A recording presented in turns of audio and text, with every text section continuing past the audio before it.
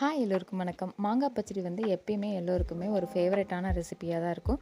அது சம்மரில் வந்து டிஃப்ரெண்ட் வெரைட்டிஸான மாங்காய் வந்து கிடைக்கும். அப்போ வந்து கண்டிப்பாக நம்ம அதை யூஸ் பண்ணி நிறைய வெரைட்டிஸ் வந்து ரெசிபி செய்ய முடியும். இருந்தாலும் சிம்பிளாக நம்ம டக்குன்னு செய்யக்கூடிய ஒரே ரெசிபினா வந்து இந்த மாங்காய் பச்சடி தான். அதை எப்படி செய்கிறதுன்னு நம்ம வீடியோக்குள்ளே போய் தெரிஞ்சுக்கலாம் வாங்க. 2 டேபிள் ஸ்பூன் தேங்காய் எண்ணெய் ஊற்றிட்டு கடுகு, உளுத்தம்பருப்பு, சீரகம் சேர்த்துக்கலாம். காரத்துக்கு பச்சை மிளகாயும் காஞ்ச மிளகாயும் சேர்த்திட்டு ஒரு கைப்பிடி கருவேப்பிலை சேர்த்து அதை ஒரு கலரி விட்டுக்கலாம். கட் பண்ணி வச்ச மாங்காயை சேர்த்திட்டு மாங்காய் மூழ்கிற அளவு கொஞ்சம் தண்ணி சேர்த்திக்கலாம். கொஞ்சம் பெருங்காயத்தூளும் மஞ்சள் பொடியும் சேர்த்து ஒரு கலரி விட்டு மூடி வச்சு ஒரு 5லேருந்து 10 நிமிஷம் மாங்காய் வந்து நல்லா வேக விட்டுக்கலாம். உங்களுக்கு தோலோடு சாப்பிட பிடிக்கும் அப்படின்னா தோலோடவே கட் பண்ணி வேக வச்சுக்கோங்க.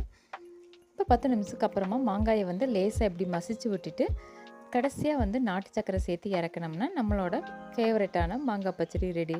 கண்டிப்பாக நீங்களும் வந்து இதை செஞ்சு பாருங்கள்.